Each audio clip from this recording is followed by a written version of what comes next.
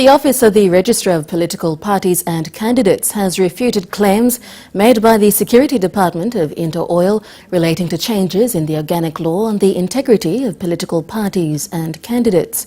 The Interoil Security Bulletin claimed there would be protests in NCD against another attempt by Prime Minister Peter O'Neill to make changes to the OLIPAC law.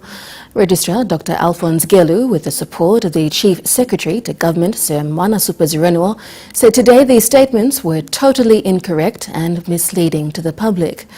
Jeha Bakia reports. The security bulletin claimed there would be protests and disruptions within the nation's capital. It further claimed that Dr. Alphonse Gelu would be tabling changes to the OLIPAC during this session of Parliament.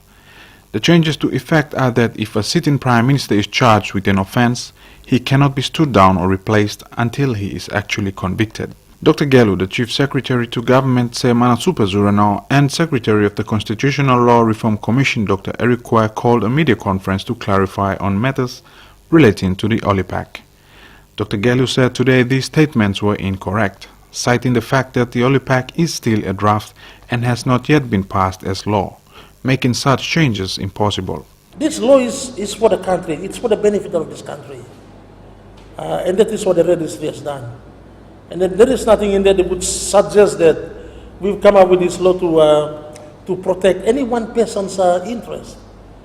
Okay, that is not what this office is all about. Dr. Kwai said as far as the OLIPAC is concerned, openness has been taken all along in its approach, citing the fact that it is still a draft and has not been passed as law yet. He said the organic law has been revised as per the Supreme Court's order in 2011, and the public has always been welcome to provide their views on it. Dr. Kwai said it has been revised in the best interest of the public and not for one person alone. Because this is a very, very important piece of legislation. And so to suggest that this law has been designed to protect this government, the law has been designed to protect the Prime Minister, even without this law, let us be frank about it.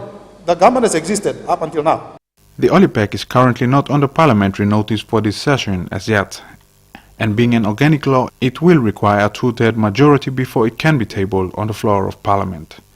Jeha Bakia, NBC National News, Port Moresby.